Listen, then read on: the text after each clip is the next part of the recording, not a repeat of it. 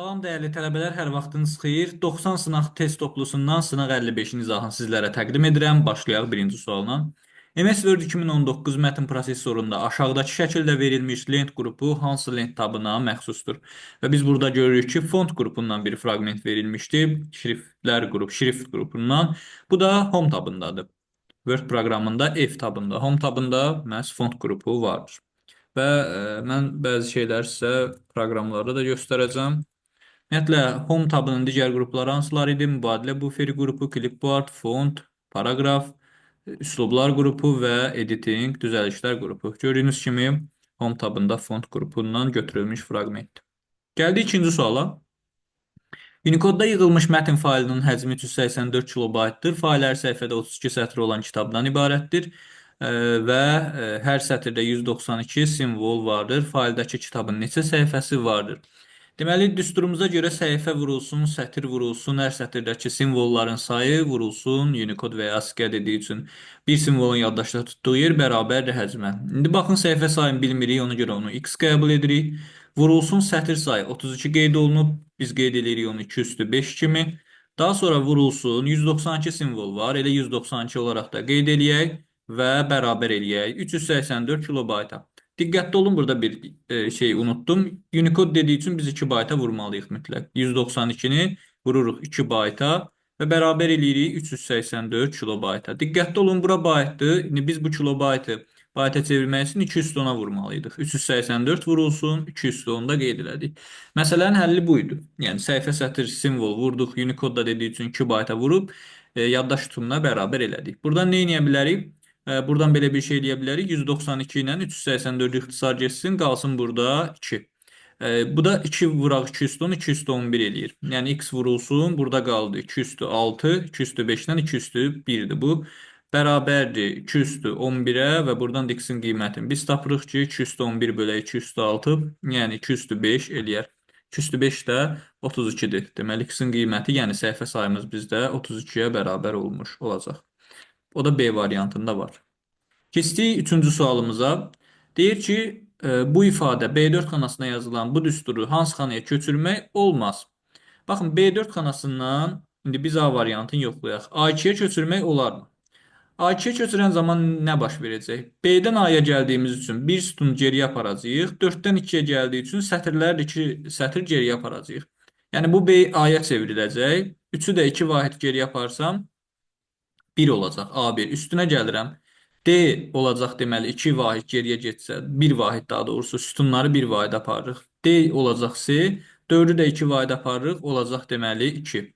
Və üzərinə gələcəm, C-ni 1 vahid geriyə aparsaq olacaq B, 7-ni də 2 vahid geriyə aparsaq olacaq deməli 5. Heç bir problem yoxdur. Köçürə bildik. A variantını mən sildim. Keçdik B variantına. Deyir B1. Baxın, biz B4-dən B1-ə keçirən zaman görürsünüz də B-dən B-yə köçürdüyümüz üçün sütunlara dəyməyəcək, hərflər qalacaq. 4-dən 1-ə köçürdüyümüz üçün 4-dən 1-ə qədər 3 vahid geriyə aparmalıyam mən rəqəmləri, sətirləri. Bir də deyirəm 4-dən 1-ə gəldiyimiz üçün 3 vahid geriyə aparıram. Bax, bura B yazıram. 3-ü 3 vahid geriyə aparanda nə baş verəcək? 0 alınacaq da burada B0. Ay müəllim, B0 xanası var ki. Deməli B0 xanası yoxdur, onda bura köçürmək olmayacaq. Yəni nə olacaq? Artıq xəta verəcək. Hansı xətadır? Bunu bax, şərh hissəsində yazın. Mən indi yazmaq istəyirdim xətanın adını, yazmıram. Siz yazın görək. Bax, B4-dən B1-ə köçürən zaman, yəni biz bu düsturu köçürən zaman bir səhv verəcək. Yəni B0 xanası olmadığı üçün istinad səhvi verəcək. Hansıdır o istinad səhvi? Onu mütləq qeyd eləyərsiniz. Digərlərinə də hər birinə köçürmək olur yəni.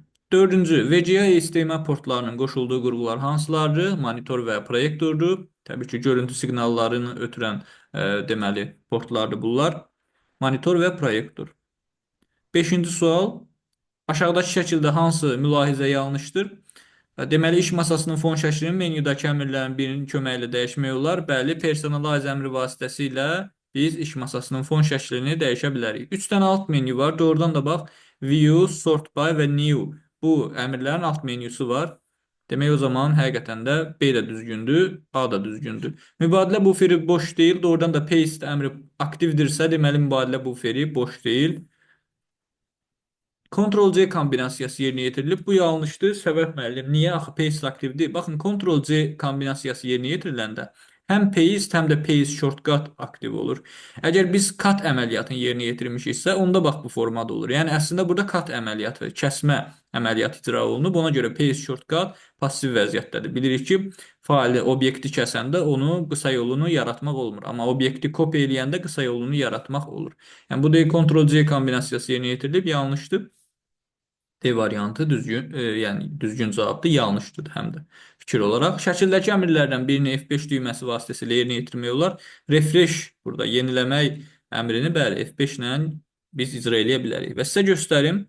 Baxın, biz hər hansısa bir obyekti tutaq ki, sağ düyməni vurub kopya əməliyyatını icra eləsək, mübadilə buferinə düşür və paste shortcut-da aktiv olur. Yox, biz əgər həmin və ya fərqi yoxdur, hər hansısa bir faili cut eləsək, sağ düyməni vursaq, gördüyünüz kimi paste shortcut passiv vəziyyətdə olur. Çünki hələ failin yeri məlum deyil kəsiləndə. Gəldik 6-cı suala. IP-One fraqmentlərinin düzgün ardıcıllığını göstərin. IP-One-da 3 nöqtə ilə ayrılan 4 ədəddən ibarətdir və yaddaşda deməli IP-One 4 byte, yəni 32 bit yer tutur. Yoxlayaq A variantın ədədlər də bildiyiniz kimi 0-255 aralığında olmalıdır mütləq. A variantında deyir əvvəlcə Y gətir, yəni 16-nı gətir. Yazdım bura 16-nı, sonra T hərfini gətirməliyik, yəni 8.9, T-ni də qeyd elədim. Sonra X-i gətirməliyik, .235, daha sonra gətirməliyik Z-i, Z-də də 2.48-dir. Burada artıq yanlışlıq var. Nədir yanlışlıq? Bax, biz X ilə 235.235 ilə Z-i birləşdirəndə 2352 alındı. Bu hissədə. Deməli, biz heç vaxt X ilə Z-i yanaşı gətirə bilmərik. Onda 0,255 aralığından böyük ədəd verir bizə. X ilə Z olmaz, C variantı da yanlışdır. X ilə Z olmaz, D variantı da yanlışdır. 3 variantı X ilə Z-in yanaşı gəlməməsinə görə sildik. Və yoxlayaq indi Y variantı. Bax, Z2.48, X-in qiyməti .235-dir. T-nin qiyməti 8.9-dur. İndi burada da yanlışlıq var. Heç davamını yazmıram. Niyə? Çünki X ilə T yanaşı gələndə, bax, X-in .235 və 5-dən sonra biz T-ni 8-i qoysaq, 2358 alındı. Deməli, Y variantı da deyil, B variantı sualın düzgün cavabıdır. Yoxlayaq indi doğruluğunda. Y-in qiyməti 16, T-nin qiyməti 8.9, Z-in qiyməti 2.48 və son olaraq da X-i qoyur .235. Bəli, bu bizim axtardığımız cavabdır. Ədədlər 0-255 aralığındadır və 4 dənədir. Gəldik növbəti sualımıza. Elektron cədvəldə hesablamalar apardıqdan sonra D1, D4 diapazonundakı qiymətlərə hansı diaqram uyğun gəlir? Gəlin birinci ədədləri tapaq. D1, D4-dəki. A3 üstəgəl B3-ün yarıya bölünməsi. A3-ün qiymətini 30 görürük bu hissədə. 30 üstəgəl. B3-ün qiymətini isə biz burada 70 görürük. 70-in 2-yə böləcəyik biz. O da bizə 35-i verəcək. Deməli, 30 üstəgəl 35, hətta burada yazım, 30 üstəgəl 35, bu bizə 65-i verir. İkinci xanada average C1, C3. C1, C3, yəni bu diapazonun orta ədədidir. 15, 35, 40 bizə verir 90. Yarısı da eləyir, ya daha doğrusu 3-ə bölürük, sayına bölürük. Yəni bunların toplamını 3-ə bölürük, o da bizə 30 verir. Sizdə bundan sonra yazmaya ehtiyac yoxdur, amma mən yenə də yazacağam. 5 vurulsun count if A1, C4 30-dan böyük olanlar. Nədir məsələ burada? Düsturun tərkibi bu deyir ki, sən 5-i vurmalısan bu funksiyanın nəticəsinə. Funksiyada belə deyir ki, A1, C4-də 30-dan böyük olanlar. 30-dan böyük olanlar. Bu deyil, bu deyil, bu deyil. Ondan sonra bu da deyil, 30-dan böyük olan. Bu da deyil, 35. 35 götürməliyik. Yox, o 30-dan böyükdür. Demək, onda neçə xana qaldı? Bax, 1, count if sayıram. 2, 3, 4, 5, 6, 7, 8 dənə xana. Bu funksiyanın qiyməti oldu 8. Vururuq 5-ə. O da eləyir, deməli, 5 vuraq 8, 40. Sonuncu average A1, C1. A1, C1-də də tapaq. Buradan görək neçədir ortalaması. Deməli, A1, C1-də 50, 10, 60, 75 bölək 3. Toplamı 75 sayılarına bölürük. O da eləyir bizdə 75 3-ə böləndə 25. Və beləliklə də biz buranda 25 tapdıq. İndi axtarmalıyıq. Birinci 65 olmalıdır. Həqiqətən görürsünüz, bura 65-dir. Gəlib dayanıb burada. Sonra 30 olmalıdır. Doğrudan da 30 gəlib dayanıb burada. Sonra 40 olmalıdır. Gəlib dayanıb burada. Sonra da 25 olmalıdır. Gəlib dayanıb bu hissədə. Həqiqətən də düzgündür. Və nəzərinizdə saxlayın ki, Deməli, sütunlu diaqramlarda, bəli, ən birinci verilən birinci xanaya uyğundur, ikinci verilən ikinci, üçüncü, üçüncü və bunu Excel-də də göstərmək istəyirəm sizə. Excel proqramına daxil olsaq, 65, 30, 40 və 25. Bura yazıram. Deməli, bura yazıram 65, ondan sonra 30, 35 idi, yoxsa 30 idi?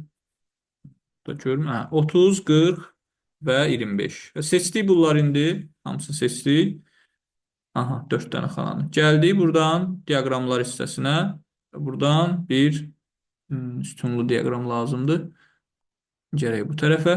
Aha, bu formada bir diaqram yaradaq. Gördüyünüz kimi, bəli, burada 60, 70-60 aralığında, yəni 65, digəri burada 30, digəri tamamilə yəni düzgün cavabımız, bəli, A variantı olar. Niyə? Çünki bunun əksini də verir bəzən. Tutaq ki, bax, Y variantında da bunun əks quruluşunu verib 25, ondan sonra 40, sonra 30, sonra 65. Bu yanlışdır. Yəni normal qaydada elə. Birinci verilən birinciyə, ikinci verilən ikinciyə uyğun gələr. Gəldik 8-ci suala. Mətn prosesorunda belə bir cədvəl verilmişdi. Cədvəli convert table text əmri vasitəsilə çevirməliyik mətnə. Və deyir ki, ayrıcı kimi də bax bu işarədən istifadə olunub gördüyünüz kimi. Və biz indi bunu görək hansı mətn formasını almış olar. Bir dənə cədvəldə biz nəyə diqqət etdirmək lazımdır? Bax, Bakı ilə Bilgəhdən sonra Bilgəh ilə 5800 arasında ərazi hissəsi boş qalmalıdır. Belə bir yəni boşluqlara, sonra Quba ilə 50 arasında boşluq qalmalıdır. Gəlin indi görək bu A variantında düzgündür. A variantında deməli, şəhər, kənd, ərazi, əhali, burası düzgündür. Birdə bir problem yoxdur birinci sətirdə. Bakı bilgək, sonra görürsünüz 2 dənə işarə qoyub. Həqiqətən 2 dənə işarə qoymalıdır ki, orası boşluq olsun bizdə. Sonra 5800 gəlsin, düzgündür burası. Məsələ burada səhv hardadır? Mən sizə qeyd edeyim. Məsələ Quba olan sətirdədir, yəni A variantında. Çünki bax, burada biz Qubadan sonra yenə bir dənə işarə qoymalıyıq. Heç nə yazmalı deyil, bir dənə də işarə qoymalıyıq ki, bura boş qalsın. Bu Qubadan sonra bir dənə işarə qoyub, yəni ayrıcı qoyub, dərhal 50-ni yaz. Onda Qubadan sonra 50 gəlməlidir. Axı bizdə nümunədə elə deyil. Gördüyünüz kimi boşdur. A variantında bu yanlışdır. Görə digər variantlarda buna riayət olunubmu? B variantında, bəli, həmin hissə düzgündür. Ondan sonra D variantında yanlışdır. Nə dedik? Qubadan sonra 2 dənə işarə qoymalıdır ki, orta boş qalsın ki, boş xana olsun. Həm də Y variantında Qubadan sonra gördüyünüz kimi 2 dənə işarə qoymalıdır ki, boş qalsın. Son iki variant arasında qalanda bu variantlardan C variantı yanlışdır. Niyə? Çünki biz bilgəhdən sonra da eyni əməliyyat etməliyik. Bir dənə işarə qoymalıyıq. Boş qalması üçün bir dənə də işarə qoymalıyıq. Sonra 5800 yazmalıyıq. C variantında bilgəhdən sonra bir dənə işarə qoyub 5800 yazıb. Onda 5800 bura yazılıb, əhali boş qalmış olacaqdır. C variantı da yanlışdır. B variantı düzgün cavabımızdır. Həqiqətən də bilgəhdən sonra 2 dənə işarə qoyub 5800 yazıb, ayrıcı qoyub. Qubadan da sonra doğrudan da 2 dənə işarə qoyub, sonra 50-ni, sonra 3800 yazıb. Bəli, B variantını düzgün götürdük. Keçdik 9-cu sualımıza. Hansı şəbəkə topologiyasında bir mərkəzi kompüterə qalan periferiya kompüteri qoşulur? Hər bir kompüter özünə aid ayrıca rabitə xəttdir. Yəni bir mərkəzi kompüterə qoşulan topologiya ulduzvari topologiya idi. Ortada da adətən ya hub qurğusu olurdu, hub, ya da ki kompüter olurdu. Hub olanda passiv, kompüter olanda isə aktiv ulduz topologiyası adlanır. 10-cu sual. Daxili yaddaş qurğuları haqqında verilmiş fikirlərdən yanlışdır. Hansı? KMOS vaxt tarixi və konfiqurasiyanı yadda saxlayır və enerjidən asılı deyil. Tamamilə düzgün fikirdir bu. Keş yaddaş əməli yaddaşa müraciəti sürətləndirir, enerjidən asılı deyil. Və burası yanlışdır. Keş yaddaş əməli yaddaşa müraciəti sürətləndirir, amma enerjidən asılı yaddaşdır. Yəni prosesorun tərkibində olduğu üçün enerjidən asılıdır. Əməli yaddaş aktiv proqramları özündə saxlayır, enerjidən asılıdır. Düz fikirdir. Daimi yaddaş enerjidən asılı olmayıb, daxilində test proqramları saxlayır. Düzdür. Registr mikroprosesorun üzərində yerləşir. Mikroprosesorun oyuqları adlandırır. Düzgündür. Yəni B variantında birinci hissəyə qədər fikir düz, enerjidən asılı deyil, asılıdır deməliydik. 11-ci, dərs cədvəli verilənlər bazasında krediti 3-dən bərabər və 3-dən az olanları kəsişdirmək lazımdır. Otaq nömrəsi 401-dən az olanlarla. Daha doğrusu not yazılıb. Burada deyir ki 401-dən deməli az olan və bərabər olan. Biz onda 401-dən yalnız böyük olanları götürəcəyik. Yəni baxın, diqqətli olun. Əgər biz 401-dən bu formada axtarsaydıq, bərabər və kiçik olanlarıdır. Bunun əksi nədir? 401-dən böyük olanlardır. Krediti 3 olanları işarələyək. Bax 3 buradadır, 3 buradadır. Ondan sonra bir də 3-dən aşağıda lazımdır bizə. 3 böyükdür, yəni. Böyük bərabərdir. 2-ləri də götürürük. Bunlardır, bunlardır. Bunlar arasında biz 401-dən böyük olan otaq nömrəsi, 401-dən böyük olan isə hansıdır? 503 deyə almış. Və düzgün cavabımız dərsin kodunu istəyirdi. Hist 105 olmuş olacaq. Bax belə. Yəni not varsa əksin götürmək lazımdır. O da Y variantında var. İşarələdi Y variantı. 12. Təqdimat proqramında slayda əlavə olunmuş cədvəlin sətir və sütunlarının maksimal sayı nə qədərdir? 75 dənədir. Həm sətir, həm sütun 75 dənə PowerPoint-də olur. 13. İstifadəçi e-kitablar PDF informatika qovluğunda işləyirdi. Sonra o qovluqlar iyerarxiyasında 2 səviyyə yuxarı qalxıb, testlər qovluğuna 1 səviyyə aşağı düşərək daxil oldu və məntiq.docx faylında redaktı işlər apardı. Əvvəlcə 2 səviyyə yuxarıya qalxmalıyıq. Yəni informatikadan 1 səviyyə yuxarı qalxsaq PDF qovluğunun içinə giririk, 1 səviyyədə qalxsaq kitablar qovluğunun içərisinə girmiş oluruq. Yəni biz hazırda Y diskində kitablar qovluğunun içərisində işləyirik. Oldu. Və deyir bu zaman da testlər qovluğuna bir səviyyə aşağı düşdük. Yəni kitablardan bir səviyyə aşağı düşüb testlərə girdik. Və burada da məntiq docx faylı ilə işlədik. Və düzgün cavabımız onda e-kitablar test olacaq məntiq.docx. E-kitablar PDF ümumiyyətlə hamısı gedir, PDF-lər. Buradan da PDF istəyir. Bir dənə variant Y variantı qalır. E-kitablar testlər, sonra da məntiq.docx. Yəni 2 səviyyə yuxarı deyəndə gördüyünüz kimi 2 dənə siləş işarəsi getdim. 1, 2. E-kitablara çatdıq, bir səviyyə aşağı düşdük və o da testlərə gəldi. 14. Word 2019 mətn prosessoru haqqında verilmiş mülahizələrdən hansı doğrudur? Sənədin səhifələrini nömrələmək üçün Homeland tabının paragraf qrupundan istifadə olunur. Yanlışdır. Sənədin səhifələrini nömrələmək üçün biz insert tabındakı page number əmrindən istifadə edirik və qrupun adı header footerdur. Burada nə yazılsa A variantı düzgün olardı. Sətirlərin abzaslarını deyir. Diqqətli olun, sətirləri demir. Yəni abzasları nömrələmək üçün Homeland tabından paragraf qrupundan istifadə olunur. Cədvəl əlavə etdikdə format adlı tab yaranır. Xeyr, layout və dizayn tabı yaranır köməkçilərdən. Çap zamanı bir A4 vərəqində minimum 3 səhifə çap etmək olar, yox, 16 səhifə çap etmək olar. Bir səhifədə yəni. Fiqurları gizlətmək üçün Homeland tabının Editing Lent qrupundan istifadə olunur. Bu fikir doğrudur, göstərəcəm indi. Go-to əmri başqa fayla keçid üçün nəzərdə tutulmayıb. Sənəd daxilində səhifəyə, hər hansısa bir cədvələ, sər lövhəyə, yəni hər hansısa bir kommentə bu formada keçid eləmək üçün nəzərdə tutulub. İndi gəlin biz Word proqramında fiqur necə gizlədilir, baxaq. Insert tabından bir fiqur əlavə edirəm. Dairə fiquru. Homeland tabına gəlib Editing qrupundan Select əmri vasitəsilə Selection pane pəncərəsini açıram. Və biz burada nə edəcəyik? Oval yazılıb fiqurun adıdır. Göz işarəsinə bir dəfə vursaq, bəli, o artıq gizləndi. Çapda da görsənməyəcək bu formada. Deməli, doğrudur. Homeland tabından Editing qrupundan mümkündür. Hansı faylada ola bilməz? Diqqətli olun. 2025-ci il birinci qəbul imtahanında da bu formada sual düşmüşdü. Fayl adında hansı işarələr qadağan idi? Slash işarələri, düzünə xətt, ulduz işarəsi, sual işarəsi, qoşa nöqtələr, böyükdür, kiçikdir işarələri, bir də dırnaqlar, bunlar istifadə olunmaz. Ət işarəsi istifadə olunar. A variantı, yəni düzgün cavab deyil. Slash işarəsi bəli, olmaz. B variantıdır düzgün cavab. Bu işarə qadağandır. Burada bu kvadratik mötərizələr, fiqurlu mötərizə deyə və ya bəzəkli mötərizə olar. Kvadrat mötərizə də olar, faiz də olar. Bunlar heç bir problem yaratmaz. Bəli, bu slash işarəsi olmaz.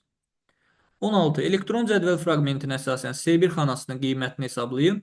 C1-də qeyd olunur ki, len A2, yəni A2-də olan simvolların sayı ilə B2-ni toplamaq lazımdır.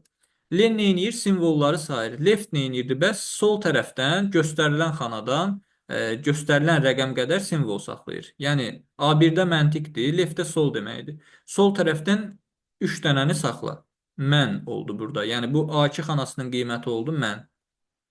Oldu. Sol tərəfdən 3 dənə. İnformatika, burada len right B1 yazılıb. Right nə iş görür? Sağ tərəfdən 5 dənəni saxlayır. Sağ tərəfdən 5 dənə B1-də, yəni informatikada 5 dənə demək atika olacaq. 5 dənə. Buradan hesablayırıq. Bəli. 5 dənəni saxladı. Len neyniyir? Len də onu sayır. Zaten əgər lenin tərkibində right və ya left veribsə, elə bu olacaq. Yəni xanadan sonra göstərilən rəqəm olacaq. Çünki len simvolları sayır. Onsuz da atikada 5 dənədir. Yəni 5 dənə. Len də onu saydı, 5 dənə çıxartdı nəticəni. Bura qədər atika, len də saydı 5 dənə. İndi deyir len A2, A2-ni təzədən len eləməliyik, yəni simvolları sayır. Mən idi burada. 3 dənə simvoldur. Bunda buranın qiyməti oldu 3. B2-nin də qiymətini zaten 5 tapmışdıq. 3 üstə gəl 5. Sualın düzgün cavabı C variantı olmuş olar. Elektron təqdimat proqramında slaydlara animasiya effektləri vermək üçün əlbəttə ki, biz animasiya yox, transitions tabından istifadə edirik. Niyə ay müəllim? Axı animasiya deyir. Baxın, diqqətli olun. Biz slaydlara deyirsə, dırnaq içində deyirəm, səhifələrə. Onda keçidlər lent tabından istifadə edirik, transitions. Əgər bizə desəydi ki, slayd tərkibindəki və ya hər hansısa bir obyektə, yəni slayd tərkibindəki bir obyektə və ya hər hansısa bir obyektə animasiya effekti vermək üçün, onda animasiyaları götürərdik. 18. Hansı elektron təqdimat proqramıdır? İki cür öyrənmişik biz elektron təqdimat proqramları. Movie Maker və deməli PowerPoint. PageMaker burada elektron nəşriyyatdır, yəni nəşriyyat sistemləridir. Quark Express də həmçinin nəşriyyat sistemidir. Publisher də həmçinin.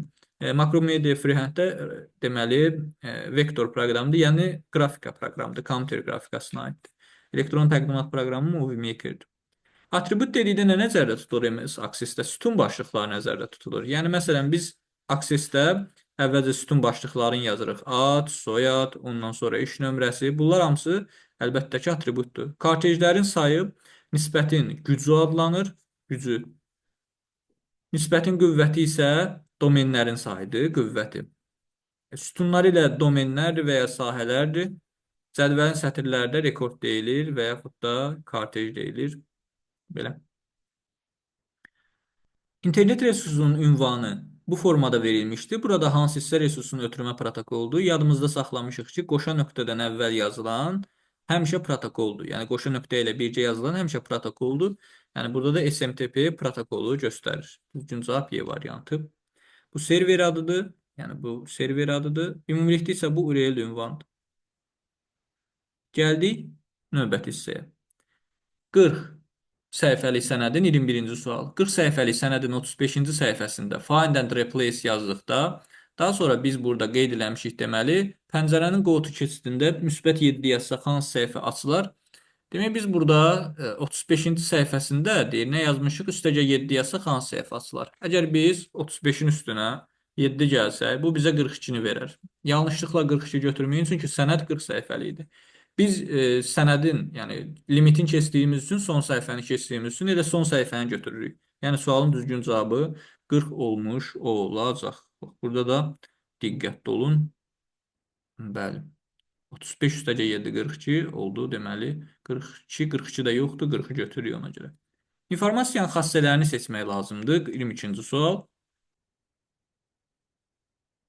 Obyektivlik xassə kimi, bəli var. Ona görə biri götürəcəyik.